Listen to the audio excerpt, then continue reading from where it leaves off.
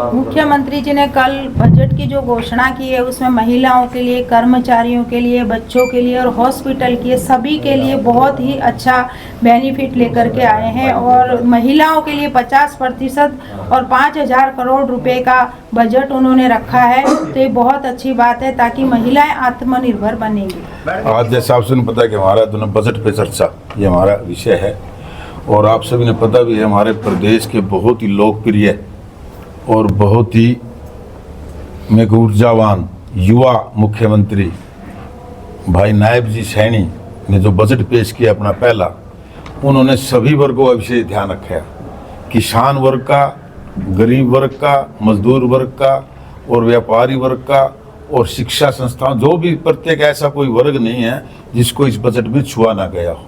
और ऐसा बजट ने पहला रिकॉर्ड टूटा इस बजट से कि हर वर्ग को इसका लाभ पहुंचा है। और ये आपके सामने भी है, कॉपी सबने आपने पढ़ा भी है, सुना भी है और विधानसभा में बड़ी खुल के चर्चा हुई है और सभी ने जोरदार इसका, आम जनमानस ने, सब ने इसका जोरदार स्वागत किया है।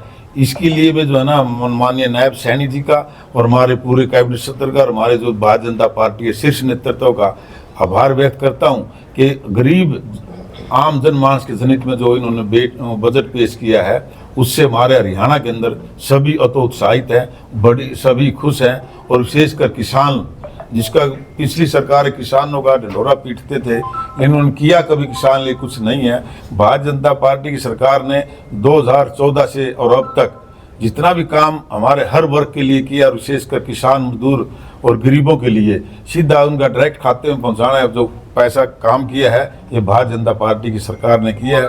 इसके लिए मैं हरियाणा की जनता की तरफ से माननीय प्रदेश के लोकप्रिय मुख्यमंत्री जी, जो 24 घंटे मैंने देखा है, परसों परले दिन हम इकट्ठे, हमारा जो ना बजट पेश के बाद जो भोजन था 2 बजे तक लोगों से मिलते रहे, 2 बजे तक। तो ऐसे लोकप्रिय मुख्यमंत्री का धन्यवाद करता हूं। और इसमें आपसे मैं जैसे पता इसकी कॉपी हम आपको दे भी देंगे, हमारे पास कॉपी है। कांग्रेस के विधायक ने युवाओं के विरोध में जो है बजट को बताया है, युवा विरोधी बजट बताया है। युवाओं के लिए क्या है जो बता रहे? देखिए, आपने इसमें देखा युवाओं के लिए जो हमारी सरकार संकल्पबद्ध भी है, जिन्होंने वादा भी किया था कि 22,000 नौकरियां देंगे और खेलों के लिए भी अब युवाओं का ही है, खेल का जो प्रावधान है, युवाओं का जितना ध्यान हमारी भारतीय जनता पार्टी सरकार, नायब सरकार जी ने रखा है।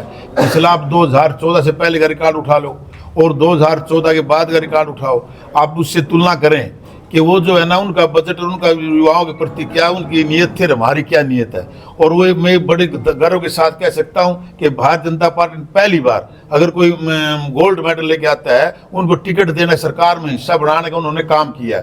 पिछली सरकारों का इतिहास उठाओ, वो किसी वर्ग को, किसी खिलाड़ी को सिर्फ एक वो पैसे तक सीमित रखते थे, उनको पेशावर बना के रखते थे। आज सरकार में हिस्सा करना ये केवल मात्र भारतीय जनता पार्टी का ही संभव है, बाकी सरकारों में नहीं है। आदित्य सुरजेवाला ने कहा कि युवा जो है पलायन करने पर मजबूर है। देखिए, पलायन करने की शुरू क्रिया कब हुई, ये उस भाई कांग्रेस के लोगों ने देखना चाहिए कि इन्होंने उसके समय में, कांग्रेस के समय में युवाओं ने विश्वास उठ गया था पढ़ाई से, और युवाओं का विश्वास उठ गया था नौकरी से, युवाओं का विश्वास उठ गया था अपने नेतृत्व से। और उन्होंने जच गई थी बात कि सिर्फ राजनीतिक आदमियों के और राजनीतिक के चहेते या उनके डियर एंड नियर कोई नौकरी मिलेगी। और आपने 2008 का कभी केस जो विधानसभा में उठा, आपने देखा जो 2 कोरे कागज पेपर रख के आए वो सिलेक्ट हो गए, और जिसने मेहनत करके पढ़ाई की थी उसके इंटरव्यू में 7 नंबर लगे, तो ऑन रिकॉर्ड है। तो उन भाइयों ने पहले अपने अंदर झांकना चाहिए कि ये युवाओं के लिए किस सरकार ने क्या किया। ये कोई छुपाने की या कोई बताने की बात नहीं है, वो केवल मात्र ढिंढोरा पीटते हैं, झूठ बोलते हैं, झूठ की राजनीति करते हैं और झूठ बोलकर हरियाणा के अंदर एक ऐसा विधानसभा माहौल क्रिएट किया पैसे के दम पर कि सब नीचे से लेकर ऊपर तक ये माहौल। कांग्रेस आई, बीजेपी गई, लेकिन हालात जनता के, जो जनता ने भारतीय जनता पार्टी की पॉलिसी पर मोहर लगाई है, भारतीय जनता पार्टी की नीयत भी ठीक है और नीति भी ठीक है। हमारे नेताओं पर मैं गर्व के साथ कह सकता हूं कि चाहे हमारा मंडल स्तर कार्यकर्ता हो, चाहे हमारा राष्ट्रीय स्तर कार्यकर्ता हो, आज तक किसी हमारे नेता पर किसी प्रकार का कोई आरोप नहीं है। इससे बड़ी खुशी की बात क्या होती थी, कांग्रेस के टाइम में तो भाई भतीजावाद, परिवारवाद, कैसे नॉमिनेट होते थे तो उनके परिवार के लोग नॉमिनेट होते थे, कोई अच्छी नौकरियां लगती थी तो उनके परिवार के लोग नौकरियां मिलती थी। और ये जो कहावत आपके सामने आई है, कोर्ट में केस गया है कि जिन्हें कोरे पेपर रखे वो सिलेक्ट हो गए, जिन्होंने पेपर दिया वो रह गए थे। अब युवाओं की बात करते हैं, पलायन की बात करते हैं, ये शुरुआत की किसने? भारतीय जनता पार्टी की सरकार आने पर तो लोगों ने विश्वास हो गया है।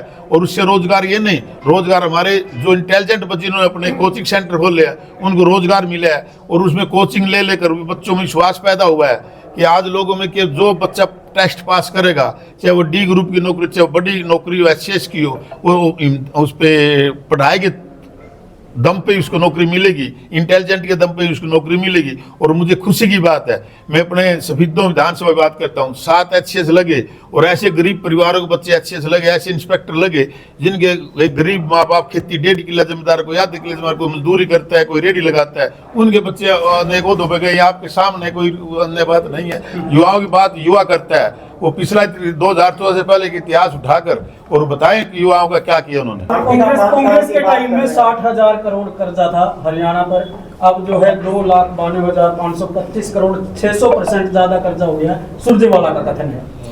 ऐसे है जी, मैं तो एक बात जानता हूँ प्रैक्टिकली, देसी बात हरियाणा वाली में।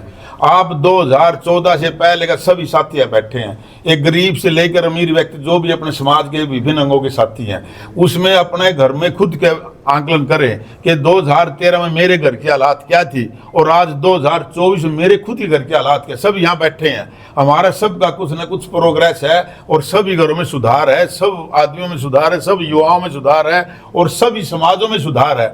ये सुधार सिर्फ भारतीय जनता पार्टी की नियत और नीति का फर्क है।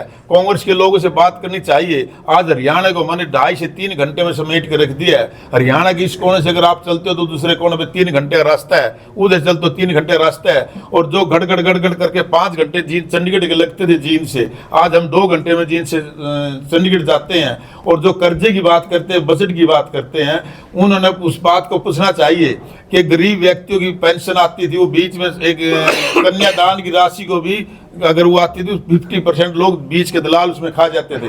आज पैसा जो भी गवर्नमेंट की तरफ से आता है सीधा खाते में जाता है, उसमें बीच चोलिया कोई एक पैसा नहीं खा सकता। जब क्लिक होता है तो सिर्फ पूरे का पूरा 2,000 रुपये, 10,000 रुपये, 1 लाख रुपये जो योजना है पेंशन की, वह उसकी कन्यादान की सीधी खाते में आती है। चंडीगढ़ में हमारी मंथन शिविर होगा जिले में, जो तीनों नगर पालिका से खा रही है, तो क्या मंथन निकल के आए जिले से लेकर? देखिए, कई बार क्या होता है, चुनाव है, जनता का मूड है, छोटा इलेक्शन था, हमारा अनुभव था और हमने वो किया भी पूरा। कहीं हम थोड़े वापस की, क्योंकि जब ये एक छोटा इलेक्शन होता है उतने ज़्यादा टाइट इलेक्शन होता है। ये परिवारवाद पर, जातिवाद पर और व्यक्तिवाद पर ये लटक के रह जाता है चुनाव। और ये वार्ड का चुनाव था, 200 से 1,000, 2,000 वोटों का एमसीए चुनाव था, 10 से 15,000 जो चेयरमैन का चुनाव था। तो कहीं ना कहीं ऐसा सिस्टम रहा है। और मंत्री जब उसमें हमने रिपोर्ट मांगी है कि कहाँ जो कमी रहे किसी बात की,